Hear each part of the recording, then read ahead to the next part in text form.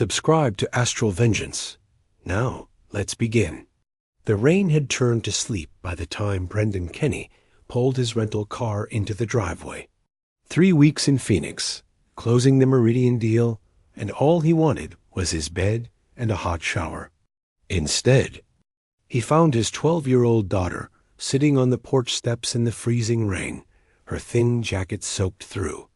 He was out of the car before the engine fully died. Lucy. She looked up at him with those unsettling gray eyes, his eyes, and didn't move, not shivering despite the cold, just watching him with that expression she got when she was working through a problem. "What the hell are you doing out here?" Brendan shrugged off his coat and wrapped it around her shoulders, checking his watch. 7:30 at night. "Where's your mother?" Lucy stood slowly, picking up her backpack. "Inside with them. The Gilberts, of course." His phone buzzed in his pocket. A voicemail he'd missed during the drive from the airport. He put on speaker. Margaret Gilbert's voice dripped with cold satisfaction. "Brendan, your daughter has been impossibly difficult this week. Disrespectful, defiant, exactly like you. Rosa agrees. She needs to learn consequences. We've locked her out for the evening. She can come in when she's ready to apologize for her behavior and show proper respect to her elders. Don't baby her." The message ended. Brendan looked down at Lucy, who was watching his face carefully. "How long have you been out here?" "Since 3:45. No emotion in her voice, just facts. Mom picked me up from school. Grandma Margaret said I was talking back when I asked why we had to go to their house again instead of ours. They decided I needed to learn respect. For hours his daughter had been sitting in the rain for 4 hours. The rage that filled Brendan's chest was familiar. A low burn he'd been carrying for 7 years of this marriage. But he pushed it down, focusing on Lucy. "Let's get you inside and warmed up." "Wait." She hefted the backpack. "Dad, they forgot I know Grandma's safe combination." Brendan stilled. "What?" Lucy's mouth twitched. Not quite a smile, but close. "Last summer, when you were in Seattle, I was supposed to be watching TV in Grandpa Willard's study, but I watched Grandma open the safe instead. She uses the same 4 numbers for everything. 1952. Her birth year. She thinks she's clever, but she's just predictable."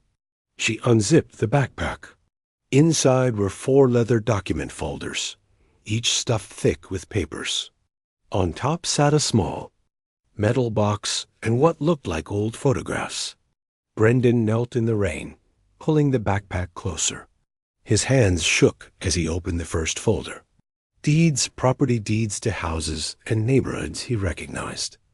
The riverside development where his parents had lived before they lost everything.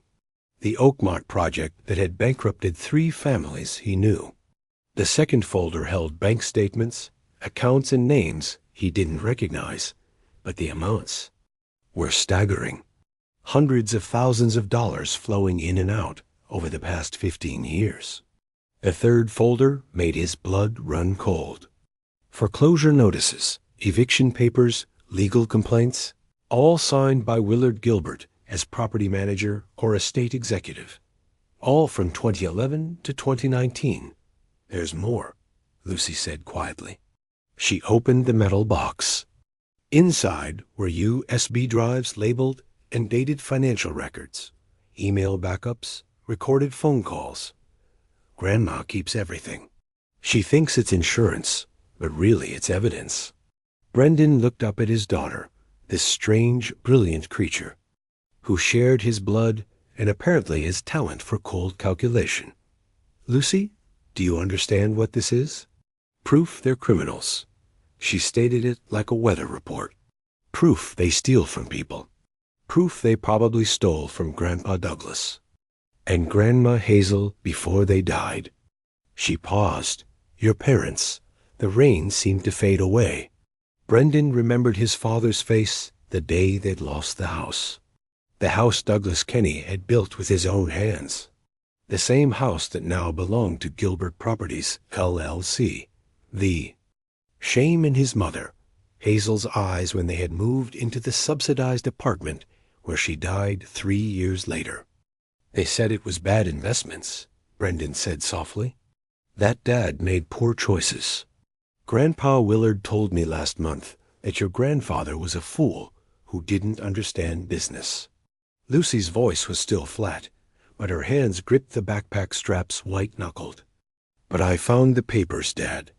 They tricked him, convinced him to sign loans with impossible terms, then took everything when he couldn't pay. Brendan stood pulling Lucy against him. She was so small, so thin, and she'd been carrying this knowledge. Alone? Why didn't you tell me before? Because you always get this look when they're around, like you're trying to keep something locked inside. I thought. She hesitated, the first real emotion cracking through. I thought maybe if I had proof, you could finally stop pretending. God, she was 12 years old and already seeing through all his masks. The front door opened. Rosa stood silhouetted in the light, her face pinched with irritation. Brendan, you're back. Good. Can you please talk to your daughter about respect? My mother, get inside. His voice was quiet. Dangerous. Rosa blinked. Excuse me. I said get inside. Now tell your parents we need to talk. Something in his tone made Rose step back. Behind her, Margaret Gilbert appeared, her silver hair perfectly coiffed, her expression one of smug superiority. Brendan, if you're going to undermine our discipline inside all of you, living room 2 minutes. He picked up Lucy's backpack, keeping his hand on her shoulder. And Margaret, call Willard. He'll want to be here for this conversation. He guided Lucy past them into the house, ignoring Rose's protests, and Margaret sharpened take a breath. The warmth inside was almost painful after the cold rain, but Brendan barely noticed. He was too busy cataloging every detail of the Gilbert family home. This monument to stolen wealth and cruelty disguised as respectability. The living room was exactly as he remembered. Expensive furniture, carefully curated art, photographs of Rosa and her sister Andrea displayed prominently. None of Lucy, none of him, as if they were temporary inconveniences in the Gilbert family story. Willard Gilbert emerged from his study, tall and silver-haired like his wife, with the same cold eyes. What's this about, Brendan? We're in the middle of sit down. Brendan set the backpack on the coffee table. All of you sit. They sat. Exchanging glances, Rosa looked confused and nervous. Margaret looked offended. Willard's expression was harder to read, but Brendan caught the flicker of calculation in his eyes. Lucy, Brendan said, pulling his daughter close. Tell them what you told me. Lucy reached into the backpack and pulled out the first folder. I know Grandma's safe combination. I've known for months. Today, while you were all having cocktails and talking about Dad like he wasn't good enough for this family, I went upstairs and took everything from your safe. The color drained from Margaret's face. Willard leaned forward, his jaw tight. That's theft, Margaret said, her voice shrill. She's a thief. Just like who, Margaret? Brendan opened the first folder, spreading deeds across the coffee table. Just like my father, who you and Willard systematically destroyed. Just like the families in these documents, who lost everything because you manipulated them into predatory loans. You don't know what you're talking about. Willard's voice was steady, but his hands gripped the chair arms. Those were legitimate business transactions. Were they? Brendan pulled out the second folder. Because these bank statements tell a different story. Offshore accounts, shell companies, money laundering through property sales. He looked at Rosa. Did you know your parents were criminals? Or were you just too busy looking down on me to notice? Rose's face was white. Brendan, you're upset. Lucy shouldn't have taken those things, but but nothing. He opened a metal box, holding up a USB drive. Your mother keeps meticulous records, Rosa. Everything is here. Every fraud, every scheme, every family they destroyed. He met Willard's eyes, including mine. The silence stretched.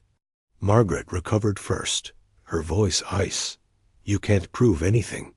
Those documents are stolen. No court. I don't need a court, Margaret. Brendan smiled, and it wasn't pleasant. I need leverage. See, for 7 years, I've played the role you assigned me. The mediocre husband who wasn't quite good enough for your daughter. The disappointing son-in-law who couldn't match your family success. I smiled through your insults, your manipulation, your constant interference in my marriage and my daughter's life. You pulled Lucy closer, but you made a mistake today. You hurt my child, and that changes everything. What do you want? Willard's voice was cold now. All pretense dropped. Money? We can. I don't want your money. Brendan started packing the documents. Back into the backpack. I want you to understand something. Starting tomorrow, I'm going to take everything you've built. This house, your business, your reputation, everything. Hezip the backpack closed, and I'm going to do it legally, carefully, and completely. By the time I'm done, the Gilbert name will be synonymous with fraud and cruelty. He looked at Rosa. You have a choice to make. You can stand with your parents, or you can stand with your daughter. But choose carefully, because there won't be a second chance. Rosa's eyes filled with tears. Brendan, please. They're my family. And Lucy is your daughter. They left her in the freezing rain for 4 hours. Rosa for hours. His voice broke slightly. What would it take for you to see them clearly? He didn't wait for an answer. He guided Lucy toward the door, pausing only to look back at the Gilberts one more time. Enjoy your evening, he said softly. It's the last peaceful one you'll have. The drive home was quiet. Lucy sat in the passenger seat, still wearing his coat, staring out at the rain. Brendan's mind was already racing, cataloging the documents, planning his next moves. 7 years of careful observation, of noting every detail while playing the fool. It was finally going to pay off. Dad, Lucy's voice was small. Are they going to try to hurt us? They'll try. Brendan reached over and squeezed her hand. But they don't. Understand something important. I've been preparing for this since the day I married your mother. I knew eventually they'd pushed too far. That's why you kept all those records in the storage unit. The one Mom doesn't know about. He glanced at her, surprised. How did you? I'm your daughter. Lucy almost smiled. I pay attention. The key is in your desk drawer under the false bottom. The unit is on Riverside Avenue, number 247. You visit it every few months when you're running errands. Brendan laughed for the first time in years. Really laughed. The sound startling in the quiet car. You're terrifying. You know that. Mom says I'm too much like you. Grandma Margaret says it like it's an insult. Lucy looked at him, but I think it's the best compliment anyone's ever given me. They pulled into their own driveway. The modest house Brendan had insisted on buying despite the Gilberts' pressure to let them help with something larger, something they could control. Inside, Brendan made hot chocolate while Lucy changed into dry clothes. When she came back down, wrapped in blankets, he sat beside her on the couch and opened his laptop. I need to tell you some things, he said, about your grandparents, my parents, and what really happened to them. Because if you're going to do this, you need to understand all of it. Lucy curled up against his side. I'm ready. Brendan took a breath and began. 15 years ago, my father, Douglas Kenny, owned 6 properties in the Riverside neighborhood. He'd built them himself. Over 20 years of hard work. They weren't fancy, but they were solid homes for working families. He was proud of them. He pulled up photos on his laptop, his father's smiling face. his mother Hazel beside him, both younger and happier than Lucy had ever known them. Then my mother got sick. Cancer. The medical bills were enormous, even with insurance. Dad needed money fast. Brendan's jaw tightened. Willard Gilbert approached him at the hospital. Said he was a friend that he could help. Offered a loan with what seemed like reasonable terms, but it wasn't reasonable. No, the contract was designed to fail. Balloon payments Dad couldn't possibly make. Hidden fees clauses that let Willard take the properties if Dad was even one. Day late on payment. I was 25, just starting law school. I tried to review the contract, but Dad had already signed. He trusted Willard. Lucy was quiet, absorbing this. What happened to Grandma Hazel? She beat the cancer, but the stress of losing everything. Brendan's voice caught. She never recovered. We moved into a tiny apartment. Dad took 3 jobs trying to rebuild. Mom stopped smiling, and I had to drop out of law school because we couldn't afford it anymore. That's why you work in contract negotiation now instead of being a lawyer. He nodded. I finished my paralegal certification instead. Got a job. Started researching property law and corporate fraud in my free time. By the time Mom died, I'd already begun building a case against the Gilberts. Then you met Mom. Then I met Rosa. Brendan smiled sadly. She was different then, or I thought she was. She seemed kind, empathetic, nothing like her parents. We got married fast, too fast, and then you came along. He touched Lucy's hair. Best thing that ever happened to me. But by then, I realized Rosa was more influenced by her parents than I'd thought, and the Gilberts saw our marriage as another way to control me, to make sure I'd never come after them. They thought wrong. They thought wrong. Brendan agreed. I've spent 7 years documenting everything, every interaction, every scheme, every family they've destroyed. I have files on their business practices, recordings of their conversations, financial analysis of their holdings. I've been building a case that would destroy them, but you needed proof. Real proof, and now I have it. He looked at his daughter. Thanks to you, Lucy. What you did was incredibly dangerous. If they caught you, but they didn't. Because I'm careful like you taught me. She met his eyes. Dad, I've watched them hurt you for my whole life. Watch you pretend to be less than you are. Watch Mom choose them over us every single time. I'm not sorry I took those documents. Brendan pulled her close. I'm not sorry either, but from now on, we plan everything together. No more solo operations. Deal. They spent the next 2 hours going through the documents in detail. The picture they painted was even worse than Brendan had. Imagine, the Gilberts weren't just running predatory lending schemes. They were part of a larger network of property speculators who deliberately targeted vulnerable homeowners, manipulated them into impossible loans, and then seized their properties to flip for profit. Look at this. Lucy pointed to a spreadsheet. They work with a lawyer named Willard Pierce. He prepares all the contracts, and there's a real estate agent, Rosa Davis. That's weird. Same first name as Mom, who finds the targets. And here, Brendan pulled up another document. Stephen Douglas, an appraiser who deliberately undervalues properties before they buy them, then accurately values them when they sell. That's fraud. The USB drives have emails between all of them. They call themselves the Riverside Group. They're not even hiding it. They just think no one will ever connect the dots because they've been careful about keeping everything separate. Different LLCs for different projects, offshore accounts to hide the money flow. Brendan leaned back, but Margaret's obsessive record-keeping gave us everything we need. She documented her own crimes. His phone rang. Rosa, he let go to voicemail. 2 minutes later, she called again and again. Finally, he answered. What, Rosa? You can't do this. Her voice was shaking. My parents are good people. Whatever you think you know, I know they destroyed my family.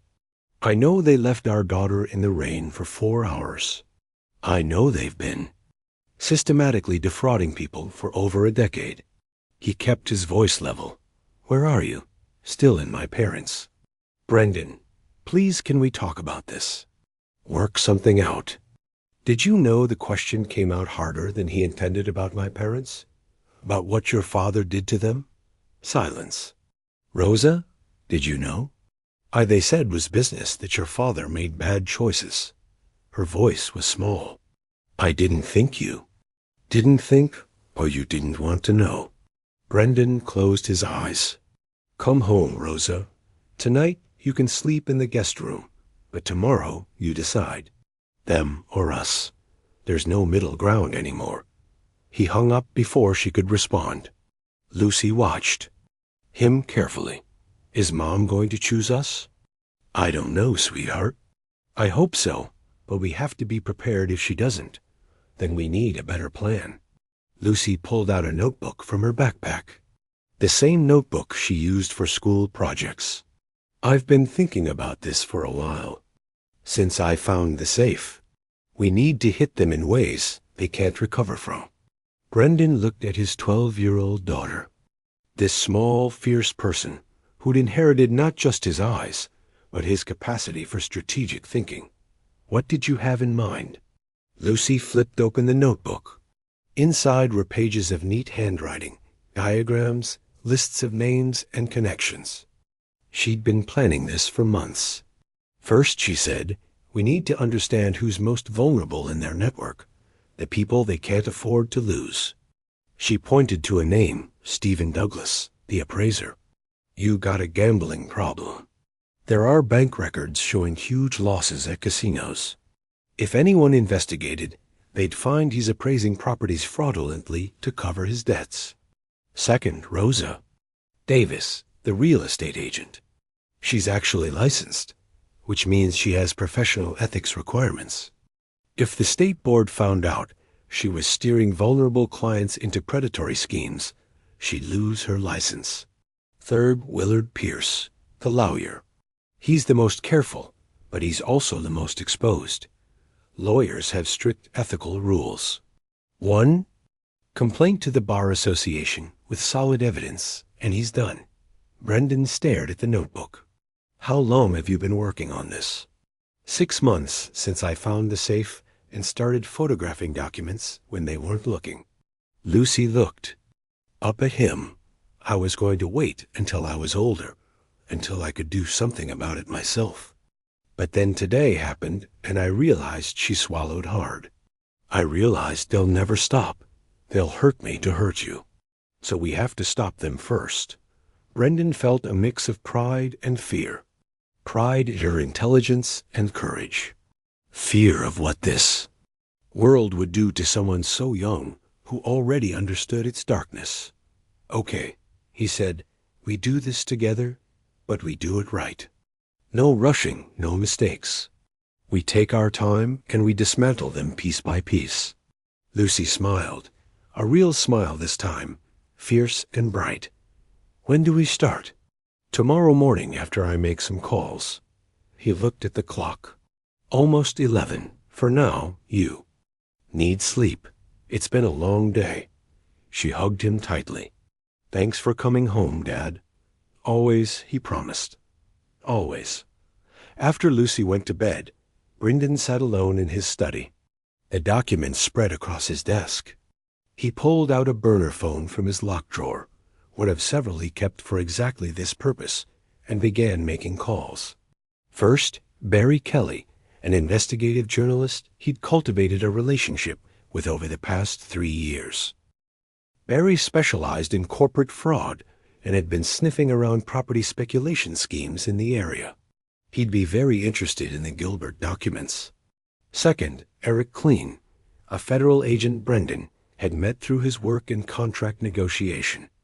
Eric worked financial crimes and had once mentioned he was building a case against a property fraud network. The timing seemed too perfect to be coincidence. Third, Nicholas Sherman, a lawyer Brendan had known since his aborted law school days. Nicholas ran a nonprofit that helped victims of predatory lending. He'd be able to identify all the families the Gilberts had destroyed and build a class action case. He didn't make the calls yet, just plan them, rehearse what he'd say, how he'd position the information. Everything had to be perfect. Rosa came home around midnight. Brendan heard her car in the driveway, her key in the lock. She found him in the study, still surrounded by documents. Brendan, she looked exhausted, her makeup smeared. "Can we please talk? Sit down." She sat perched on the edge of the chair, like she might bolt at any moment. "My parents explained everything. The loans, the properties. It was all legitimate business. Your father signed contracts. They didn't force him.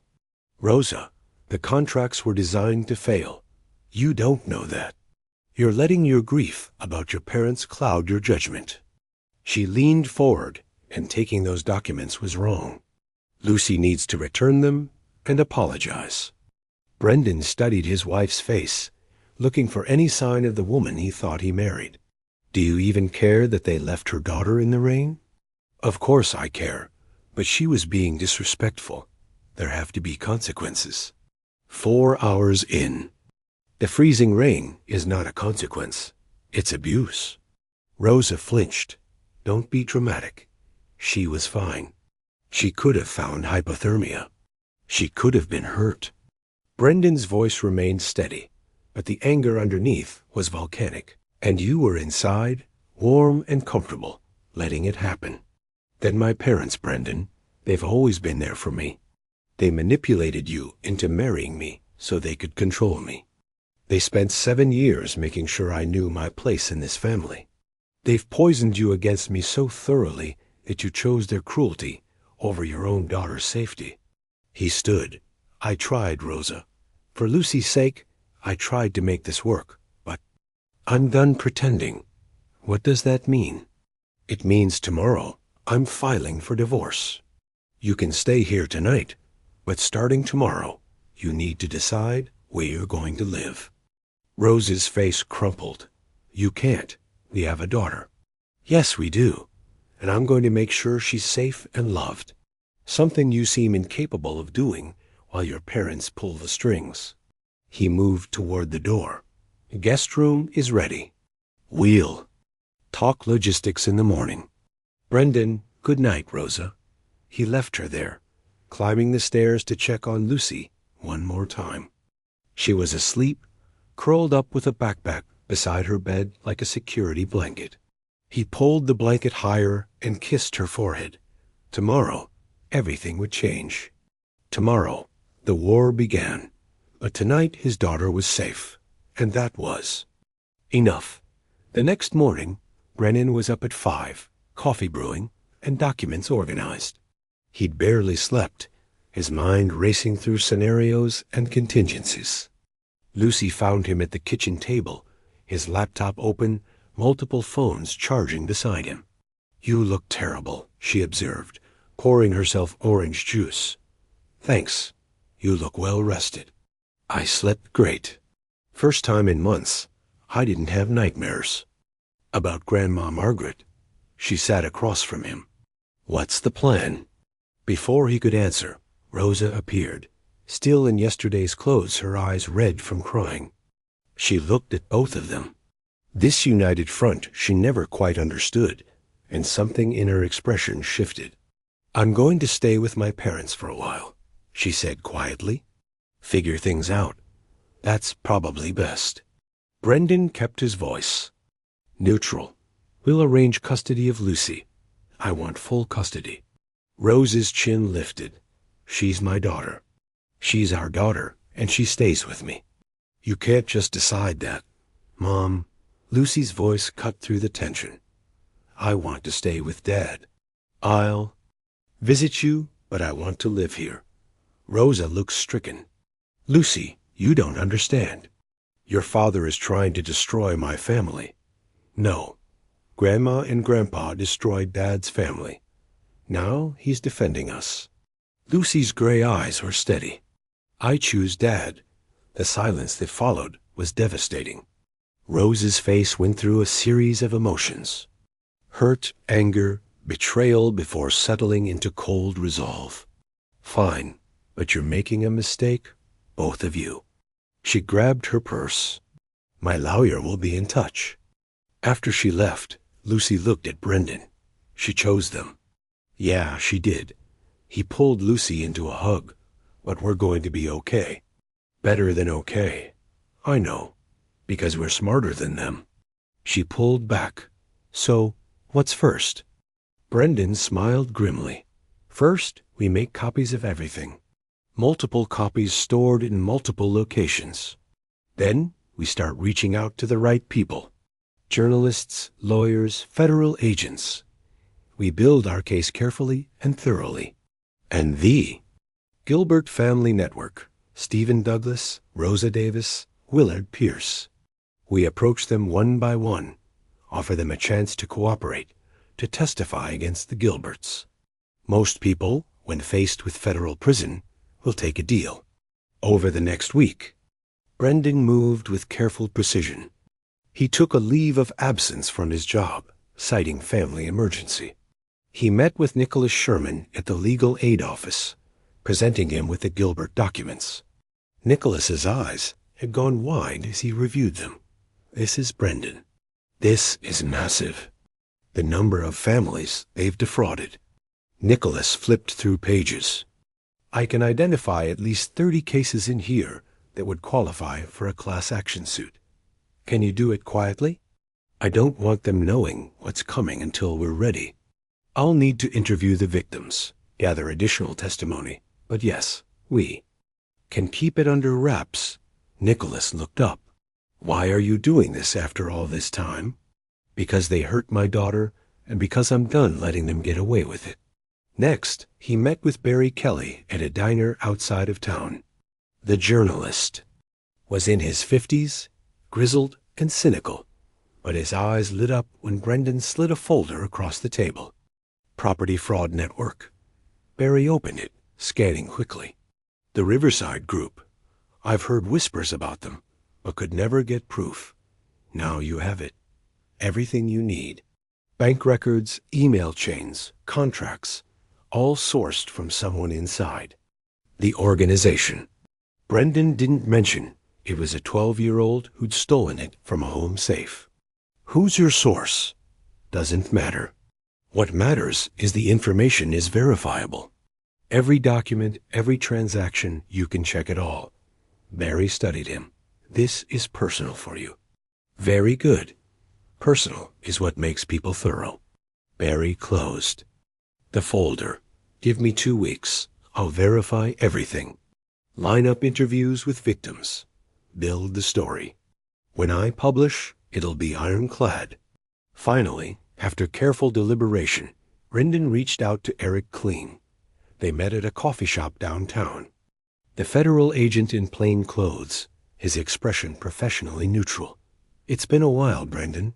What can I do for you? Brendan slid a USB drive across the table. Remember when you mentioned investigating property fraud networks? I think I found your case.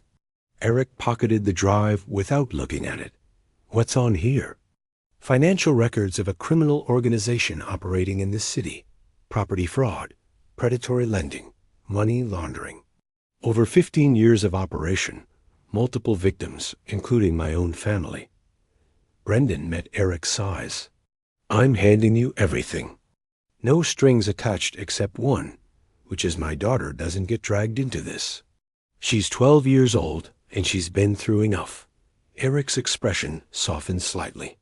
How do you get this information? Does it matter? Might for chain of custody, but we can work around that if the evidence is solid. Eric sipped his coffee. You understand? If this goes forward, everyone involved goes down, including your wife's parents. I'm counting on it.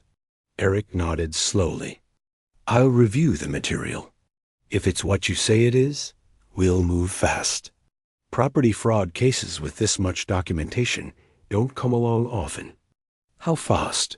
Warrants in 2 weeks, arrests in 3. If we can coordinate with local PD and the U.S. Attorney's Office. Eric stood. You did the right thing coming to me. These people prey on families. They need to be stopped. That's what I'm counting on. As Brendan left the coffee shop, his phone buzzed. A text from Lucy. Grandma Martyr called. Wants to talk. Told her you weren't available. She sounded scared. He smiled. Good. Let her be scared. Back home, Lucy was at the kitchen table, her notebook open, cross-referencing documents with information she'd found online. She'd taken to the investigation like it was a school project, methodical, thorough, and slightly obsessive. I found something interesting, she said when he walked in. The Riverside Group doesn't just operate here. They have similar operations in 3 other cities, Phoenix, Denver, and Portland. Different names, different shell companies, but same pattern. Brendan looked over her shoulder at the laptop screen. She created a spreadsheet mapping out the connections, the flow of money, the network of associates. How did you public records, corporate registrations, property transfers? It's all online if you know where to look. She pointed to a cluster of names. And look who's involved in all 4 cities. Margaret and Willard Gilbert. They're not just criminals. They're organized criminals. This is bigger than I thought. Way bigger. And that means more people involved, more potential witnesses, more ways to take them down. Brendan felt a surge of pride. His daughter was brilliant, and more than that, she was strategic, careful, and relentless. The Gilberts had no idea what they'd unleashed when they left her in the ring. Over the next 10 days, things began to move quickly. Nicholas Sherman filed a preliminary complaint with the State Attorney General's office, representing 32 families who'd been defrauded by the Riverside Group. The complaint was sealed, but it started official scrutiny of Gilbert Properties and its associated companies. Barry Kelly published his first article, Property Fraud Network Targets Vulnerable Homeowners. It was careful, factual, and devastating. He named the Riverside Group, detailed their methods, and interviewed 5 victims willing to speak on the record. The article included just enough information from the Gilbert documents to be credible, but not so much that it revealed Brendan's source. The response was immediate. 2 more victims called Barry within hours. The State Attorney General's office released a statement saying they were reviewing allegations of property fraud. Local news picked up the story, and the Gilberts panicked. Martyr called Brendan 6 times that day. Willard left voicemails threatening legal action. Rosa texted asking if he was behind the news story. He ignored all of them. Instead, he and Lucy monitored the situation, tracking every development. Eric Klein texted updates. Moving forward, multiple agencies interested. Stay quiet. They're scrambling. Lucy observed, reading comments on Barry's article. People are sharing stories. More victims. The more victims who come forward, the stronger the case becomes. Brendan refreshed his email. Another message from Nicholas. Up to 47 plaintiffs now. More calling every hour. This is huge. At evening, someone knocked on their door. Brendan checked the security camera. A young woman, late 20s, looking nervous. He opened the door with the chain still on. Can I help you? My name is Andrea Gilbert. I'm Rose's sister. She looked directly at the camera, aware she was being recorded.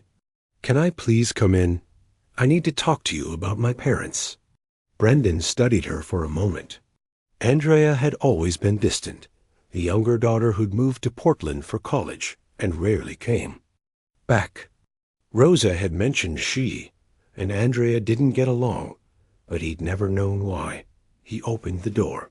5 minutes, Andrea stepped inside, her hands shaking slightly. She looked around a modest living room, like she was seeing it for the first time. Is Lucy here? She's upstairs. Why? Because I wanted to apologize to both of you for not speaking up sooner, for not doing more to stop them.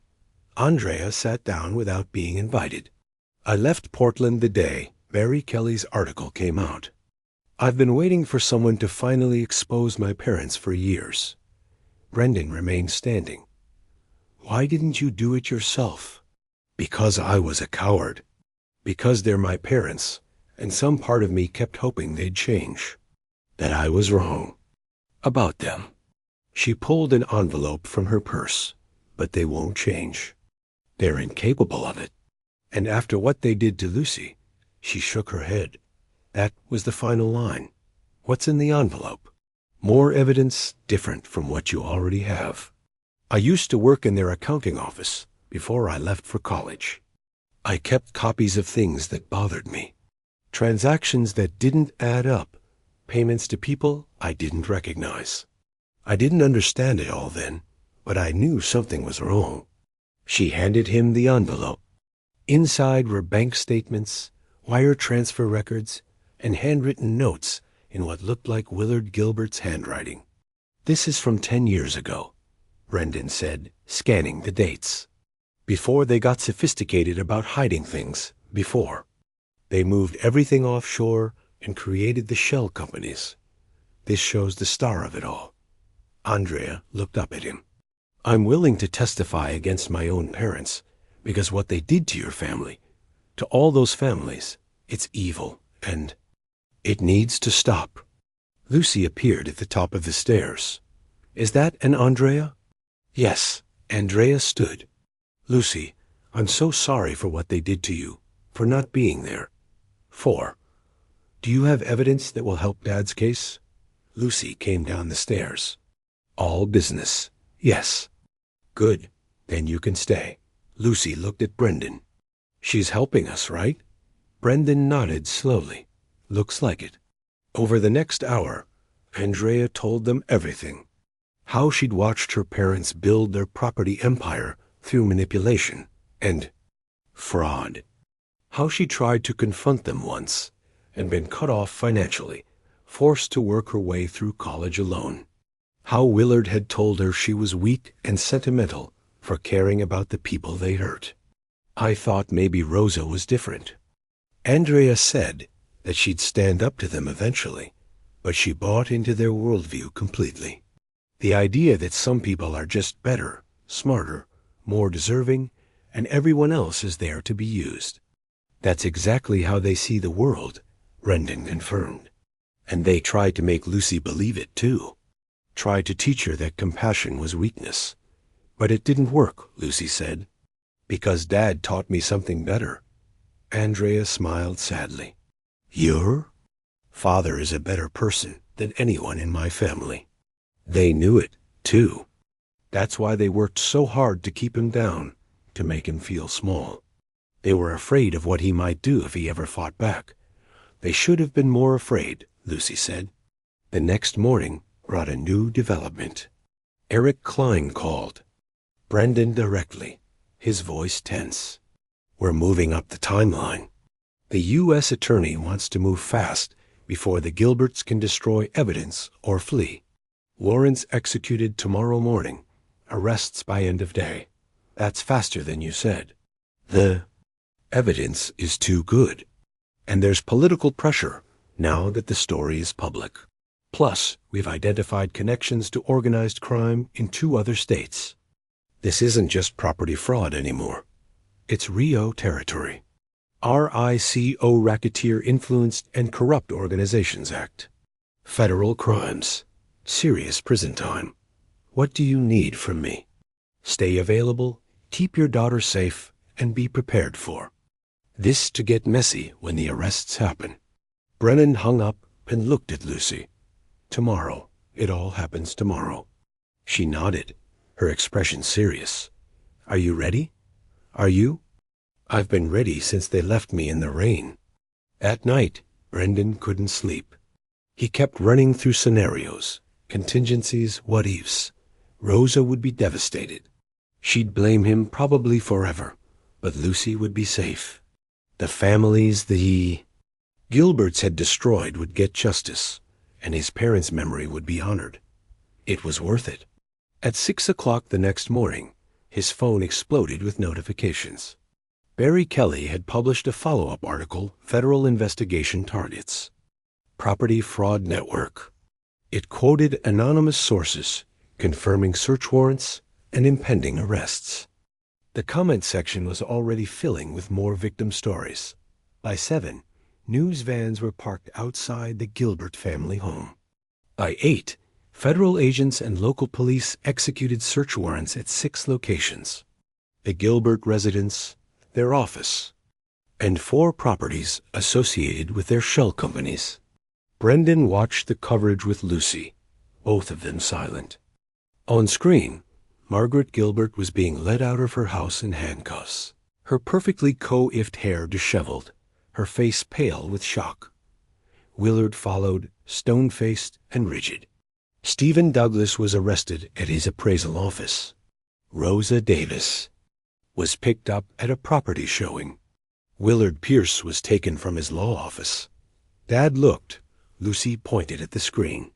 Rosa was there, too, standing in the driveway of her parents' house, watching to be arrested. Her face was devastated. Brendan's phone rang. "Rosa, did you do this?" Her voice was barely controlled. "Did you destroy my family?" "Your family destroyed themselves, Rosa. I just made sure there were consequences. They're my parents. They'll go. To prison. Yes, they will. For all the families they destroyed. For what they did to my parents. For what they did to Lucy." He paused. "You could have chosen differently. You could have protected your daughter instead of your parents' criminal empire, but you didn't." She was crying now. "I hate you. I'll never forgive you for this. I know, but Lucy will be safe, and that's all that matters." He hung up. The next weeks were a blur of activity. The federal case against the Riverside Group moved quickly with prosecutors, presenting overwhelming evidence. Nicholas Sherman's class action suit gained momentum. Now with 78 plaintiffs, Barry Kelly continued publishing exposés, each one revealing new layers of the Gilberts' criminal enterprise. Stephen Douglas took a plea deal, agreeing to testify against the Gilberts in exchange for a reduced sentence. Rosa Davis did the same. Willard Pierce tried to fight, but the evidence was too strong. He eventually pleaded guilty to avoid trial. Margaret and Willard Gilbert refused all deals. They insisted they'd done nothing wrong, that their business practices were legitimate. Their lawyer tried to argue that Brendan had stolen the evidence, that it was inadmissible. But Andrea Gilbert's testimony, combined with the extensive paper trail and witness statements, made the case ironclad. The evidence from Margaret's safe was ruled admissible. The documents belonged to the victims, not to the Gilberts, and Lucy's retrieval of them could be framed as recovering stolen property. It was a legal fiction, but the judge allowed it. The trial itself was relatively quick. The prosecution presented their case over 3 weeks, methodically documenting 15 years of fraud. Victim after victim took the stand, telling stories of homes lost, families destroyed, lives ruined by the Gilbert schemes. Brendan was called to testify about his parents. He told the court about his father's pride in his properties, his mother's death in that cramped apartment, the years of shame and struggle. He looked directly at Willard Gilbert as he spoke, watching the man's face remain impassive. Lucy wasn't required to testify. Her age and the nature of the evidence collection protected her, but the prosecutors made sure the jury knew that the Gilberts had left their own granddaughter in the rain for 4 hours as punishment. The verdict came after 2 days of deliberation. Guilty on all counts. Margaret Gilbert, 15 years federal prison. Willard Gilbert, 20 years federal prison. Brendan watched from the gallery as they were led away. Margaret was crying. Her composure finally cracked. Willard's face was stoned, but his hands shook. Outside the courthouse, reporters surrounded Brendan. He gave a brief statement. Justice has been served for the 78 families my wife's parents defrauded, including my own. I hope this sends a message that no one is above the law, regardless of their wealth or status. Lucy stood beside him, her hand in his, watching the cameras with those steady gray eyes. That night, they ordered pizza and watched a movie, curled up on the couch in their modest house. The house the Gilberts had mocked the life they'd looked down on. It was enough. It was more than enough. "Dad," Lucy said during the credits. "What happens now? Now we rebuild. A class action settlement will help the families they hurt. The properties they stole will be returned or sold with proceeds going to victims. And he squeezed her hand. We get to start fresh. What about Mom?" Brendan sighed. Rosa had been cleared of criminal charges. The prosecutors determined she'd been financially dependent on her parents and hadn't been actively involved in the fraud. But she filed for divorce and moved back to her parents' now seized house, living there alone while the legal proceedings determined its fate. "Your mom made her choices. She chose them over us. But you can still see her if you want. She's still your mother." "I know, but she's not. She's not like us." Lucy looked at him. "She doesn't see the world clearly. She still thinks Grandma and Grandpa were good people who made mistakes. Some people can't admit the truth about the people they love. It's too painful. Is that why you stayed married to her for so long?" Brendan smiled sadly, partially, and partially because I was afraid that if I left they'd get custody of you, that they'd raise you to be like them. He touched her cheek. "I couldn't let that happen. You don't have to worry about that anymore. I'm definitely like you." "That's what I'm afraid of," he teased, but his voice was warm. 6 months later, the class action settlement was finalized. 78 families received compensation. Not enough to undo all the damage, but enough to help them rebuild. Several properties were returned to their original owners, including the house Brendan's father had built. Brendan sold it immediately, using the proceeds to set up a scholarship fund in his parents' names. Andrea Gilbert had started over in Portland, using her testimony and cooperation to distance herself from her parents' crimes. She and Brendan maintained a cordial relationship, mostly for Lucy's sake. She'd sent Lucy a birthday present, a leather journal inscribed for the girl brave enough to do what I couldn't. Rosa remained bitter and distant. She saw Lucy once a month, meetings that were awkward and strained. She never admitted her parents were wrong, never apologized for choosing them, never acknowledged Brendan's pain. The divorce was finalized with joint custody, though Lucy spent 90% of her time with Brendan. Brendan had gone back to work, but with a new focus, using his experience and the connections he'd made during the case. He'd started consulting for Nicholas Sherman's legal aid organization, helping other victims of property fraud navigate the legal system. It paid less than his old job, but it meant something, and Lucy thrived. She found her calling in investigative work, spending hours researching cases, connecting dots, building timelines. Nicholas had joked that she'd make a brilliant lawyer someday. Brendan thought she'd make a brilliant anything she wanted to be. One evening, almost a year after that rainy night on the porch, Lucy found Brendan in his study, working on a case. File. "Dad, I've been thinking dangerous hobby." She rolled her eyes. "Seriously, I've been thinking about Grandma Margaret's safe, how she kept all that evidence, thinking it was insurance, but really, it was just proof of her crimes." "What about it?" "Well, there are probably other people like her, other criminals, who keep meticulous records because they're arrogant and think they're untouchable. And if someone knew how to find those records," she paused, "there could be a lot more families who get justice." Brendan looked at his daughter, this fierce, brilliant, slightly terrifying person he'd somehow helped create. "Are you suggesting we make a habit of this?" "Not we, me. Eventually, when I'm older, she met his eyes. You taught me to pay attention, to see patterns, to fight back against people who hurt others. I'm good at it, Dad. Really good.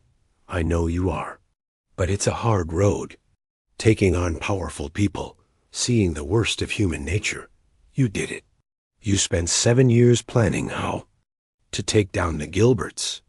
7 years of pretending to be less than you were, of watching them hurt you, just so you could protect me and eventually get justice. She moved closer. I can be patient too, and I'm not afraid. Brendan pulled her into a hug. I know you're not, but I am. I'm afraid of what this world will do to someone as brave and smart as you. Then I guess you'll just have to keep teaching me how to be smarter and braver. He laughed. Deal. But you finish high school first. Obviously, they stood there for a moment. Father and daughter, partners in the strange war they'd waged against corruption and cruelty.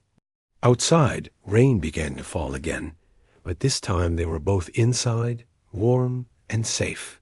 Hey, Dad. Lucy's voice was muffled against his shoulder.